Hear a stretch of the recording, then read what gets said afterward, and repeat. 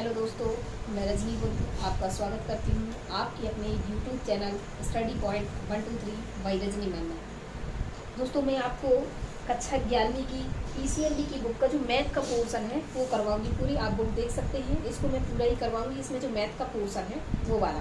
तो दोस्तों, आप वीडियो देख करके आप अपना नोट्स बना सकते हैं। नोट्स बना के फिर उसकी प्रिपरेशन कर सकते हैं। हम यहाँ पे देखेंगे दोस्तों अर्थमेटिक प्रोग्रेशन। इसकी जो हिंदी है वो है समांतर श्रेणी। अब हम देखेंगे दोस्तों समांतर श्रेणी होती क्या है। जैसे यहाँ पे लिखा है दोस्तों 1 2 3 4 5 n। तो यहाँ पे देखिए दोस्तों, इसका ये जो इनका जो डिफरेंस है, जैसे हमने लिखा 2 - 1 इज इक्वल टू आएगा 1, 3 - 2 इज इक्वल टू आएगा 1, 4 - 3 इज इक्वल टू आएगा 1। और यहाँ पे ये जो सारी चीजें आ रही हैं इसी को हम बोलते हैं सर्वांतर। क्या बोलते हैं दोस्तों? सर्वांतर। और यदि इनका सबका अंतर समान है तभी हम कहेंगे कि ये समांतर श्रेणी में है। अगर ये इनका सर्वांतर समान नहीं है तो हम कहेंगे कि ये समांतर श्रेणी में नहीं है। चलिए दोस्तों, अब हम आगे और समझते हैं थोड़ा सा। इसका मतलब है दोस्तों, इसमें दो चीजें होती हैं। एक होती है हमारे पास जिसको हम कहेंगे प्रथम पद। जो हमारा पहला पद है उसको हम बोलेंगे प्रथम पद। प्रथम पद माने ए। और इसको हिंदी में क्या बोलते हैं? First term. इसको हिंदी में बोलेंगे फर्स्ट टर्म, FIRST। फर्स्ट हो जाएगा, ठीक। इसको हिंदी इंग्लिश में बोलेंगे फर्स्ट टर्म। अब हम आगे देखते हैं दोस्तों, इसके थोड़ी फॉर्मूले पे बात कर लेंगे कि फॉर्मूले इसके कैसे बनेंगे। देखिए दोस्तों, अगर हमें इसका nवां टर्म निकालना है, पहले तो है कि nवां टर्म के लिए, तो nवां टर्म का फॉर्मूला होता है a प्लस n-1d। तो ये तो हो गया हमारा nवां टर्म के लिए। ये बंद करो, अब ना कर दो। ये हो जाएगा हमारा nवां टर्म के लिए। तो अब जो दूसरा होगा हमारा वो होगा an वाला फॉर्मूला। ये फॉर्मूला सब में यही लगेगा, a प्लस n-1d। और एक होता है हमारा फॉर्मूला दोस्तों लास्ट टर्म का, l बराबर a प्लस n-1d।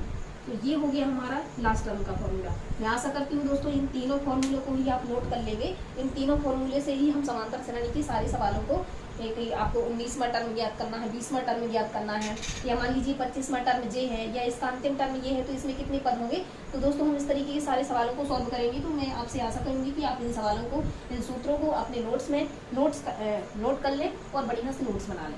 अब चलिए दोस्तों, हमने यहाँ पे जो सवाल लिखे हुए हैं हम उन सवालों के बारे में थोड़ा सा चर्चा करते हैं।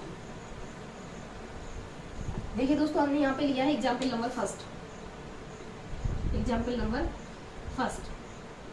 नंबर फर्स्ट में लिखा है 4 6 8 10 का 9वां पद पूछ रहा है। कौन सा पद है दोस्तों?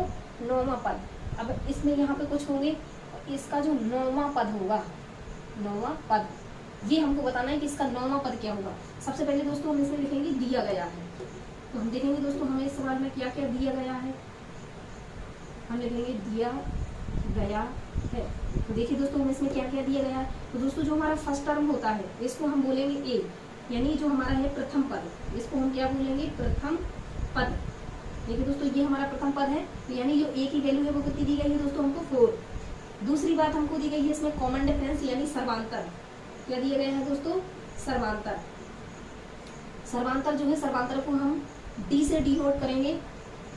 और यहाँ से सर्वांतर आप देखिए दोस्तों, यहाँ पे अगर हम लिखते हैं 6 - 4 इज इक्वल टू 2। और अगर हम यहाँ पे लिखेंगे, हम कहीं से भी निकालना चाहें, या फिर हम लिख सकेंगे 8 - 6 इज इक्वल टू 2, या फिर हम लिखेंगे 10 - 8 इज इक्वल टू 2। तो यहाँ पे देखिए दोस्तों, तीनों जगह ही 2 आ रहा है। इसका मतलब ये समांतर श्रेणी में है और हमारा सर्वांतर है। हम कहीं से भी निकाल लें दोस्तों, तो इसमें जो हमारा सर्वांतर आएगा वो हमारा सर्वांतर 2 ही आएगा। कितना आएगा दोस्तों? 2 ही आएगा। अब चलिए हमें इसमें निकालना है 9वां पद। तो इसका मतलब है जो हमें n की वैल्यू दी गई है वो भी दी गई है। n की वैल्यू भी हमारी कितनी है कि इसमें 9 पद है। कितने पद है दोस्तों? 9वां पद पूछ रहा है, 9वां पद पूछ रहा है। अब चलिए दोस्तों हम फॉर्मूला लगा लेते हैं। तो n term is equal to a plus n-1d। तो देखिए दोस्तों, अब हम क्या करेंगे, इसमें अपना वैल्यू पुट करेंगे।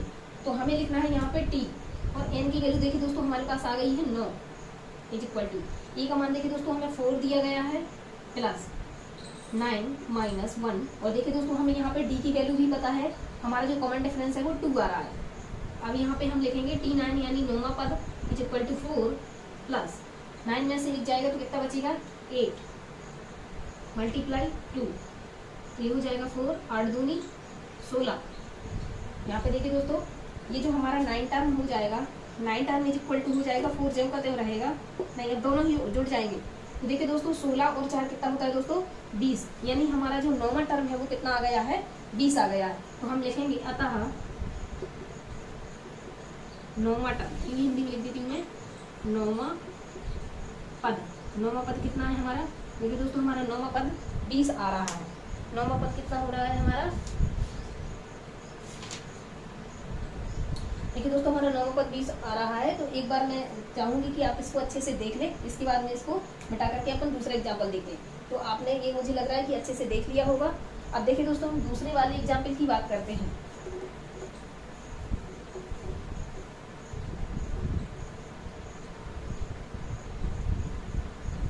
देखिए दोस्तों अब हम इसमें दूसरे एग्जाम्पल की बात करते हैं।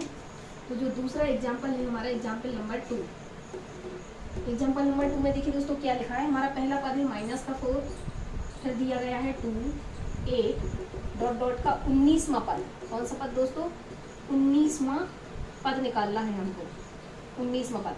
तो इसमें भी हम सबसे पहले दोस्तों क्या लिखेंगे, दिया गया है, क्या लिखेंगे दिया गया है। तो देखिए दोस्तों इसमें हमें क्या क्या दिया गया है, इसका जो हमारा प्रथम पद है क्या है दोस्तों प्रथम पद। तो इसका जो प्रथम पद है यानी ए, तो जो इसकी वैल्यू दी गई है वो दी गई है -4। इसका जो कॉमन डिफरेंस यानी डी यानी सर्वांतर जो है क्या है दोस्तों सर्वांतर। तो देखिए दोस्तों इसका जो सर्वांतर है तो हम अगर लिखेंगे 6 माइनस -4 तो ये कितना हो जाएगा 2, और माइनस माइनस का मल्टीप्लाई हो जाएगा तो कितना हो जाएगा प्लस, और यहाँ पे हो जाएगा 4, 2 और फिर मिलकर के दोस्तों कितना हो जाएगा 6, यानी जो हमारा कॉमन डिफरेंस डी का मान कितना है वो है 6। हमें 19वां पद ज्ञात करना है दोस्तों, तो यहाँ पे जो n की वैल्यू आएगी वो कितनी आएगी 19, यानी 19 आएगी। अब हमें यहाँ से पूछ रहा है कि 19वां पद ज्ञात कीजिए। तो अभी जो हमने पिछले फॉर्मूले का यूज किया है दोस्तों, हमें वही लगाना है Tn बराबर a plus n minus 1 D. देखिए दोस्तों हम इस फॉर्मूले का यूज करेंगे और इस फॉर्मूले में हम इस वैल्यू को पुट करेंगे। तो t और यहाँ पे n की वैल्यू जो है हमको वो दी गई है 19 is equal to first term दोस्तों हमें दिया गया है माइनस का 4 प्लस, इसके बाद हमें n की वैल्यू पता है कि 19 है माइनस का 1, और दोस्तों हमें जो d की वैल्यू आई है वो आई है 6। चलिए हम इसको कैलकुलेट करते हैं। तो ये हो जाएगा T19 is equal to -4 plus, यहाँ से 19 में से एक जाएगा दोस्तों कितना बचेगा 18 और गुणा हो जाएगा 6। T19 इज इक्वल टू -4, 18 पंच 90, 18 चक्का 108, कितना हो जाएगा दोस्तों ये 108, और यहाँ पे हो जाएगा T19 बराबर। देखिए दोस्तों 108 में से 4 जाएगा तो हमारा आंसर क्या हो जाएगा 104। आशा करती हूँ दोस्तों कि आपको इतना समझ में आ गया है। अतः हम लिख देंगे यहाँ पे, अतः जो हमारा 19वां पद है 19वां पद दोस्तों, यहाँ देखो 19वां पद जो आ गया वो हमारा कितना आ गया 104, यही हमारा आंसर हो जाएगा। ठीक है दोस्तों, मैं आशा करती हूँ आप इसको एक बार भी बहुत अच्छे से देख लेंगे। इसके बाद हम चलते हैं अपने अगले एग्जाम्पल पर। तो आशा करती हूँ दोस्तों ये आपको अच्छे से समझ में आ गया होगा, आपने देख लिया होगा। तो अब मैं इसको साफ कर देती हूँ।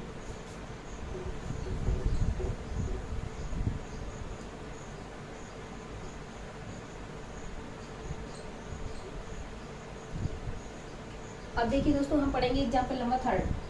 एग्जाम्पल नंबर 3 में क्या बोल रहा है कि जो हमारा एग्जाम्पल नंबर 3 है, एग्जाम्पल नंबर 3 में बोल रहा है, देखिए 5 एग्जाम्पल नंबर 3 तो हो जाएगा 5 7 9 11 और डॉट डॉट डॉट। इसमें पूछ रहा है दोस्तों कौन सा पद, क्या पूछ रहा है, इसमें पूछ रहा है कि कौन सा जो इसका पद है वो जो है दोस्तों 25 है, कौन सा पद जो है 25 है, ये हमसे दोस्तों पूछा गया है।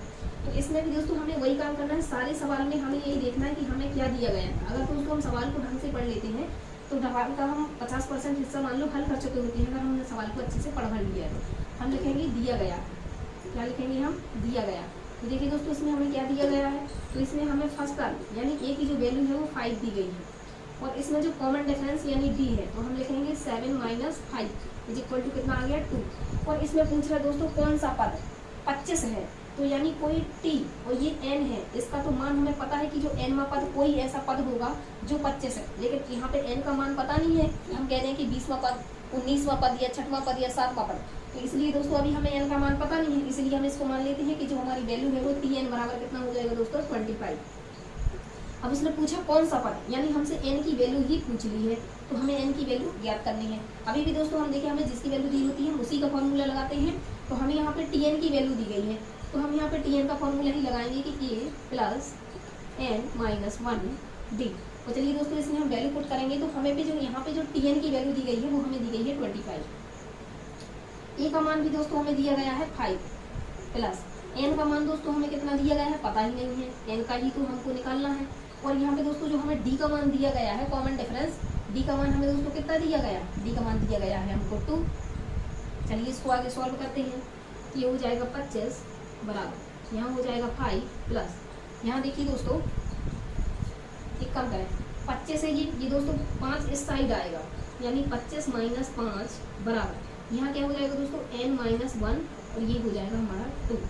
अब यहाँ दोस्तों देखिए 25 में से 5 जाएगा तो क्या बचेगा 20, और जो संख्या बराबर के उस साइड गुणा में होती है वो बराबर की इस साइड आएगी तो काय में हो जाएगी दोस्तों बटे में, और हमारे पास यहाँ क्या बचेगा n माइनस 1। देखिए दोस्तों यहाँ पे अब जब हमने 20 में 2 का भाग लगाएंगे तो हमारे पास जो सवाल है वो क्या बचेगा 10 बराबर यहाँ देखिए दोस्तों ये क्या लिखा है n माइनस 1।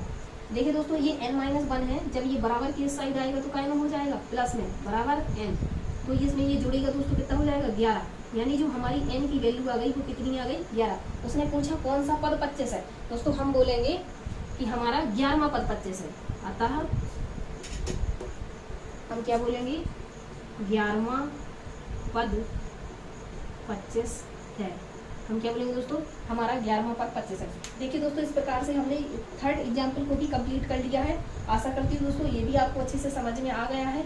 यदि दोस्तों आपको कहीं समझ में नहीं आता है तो आप मुझे कमेंट करके जरूर बताएं कि मैम हमको यहाँ पे दिक्कत आ रही है, और अन्य कौन से सब्जेक्ट में या कौन से पार्ट में आपको दिक्कत आ रही है मैं उसका भी वीडियो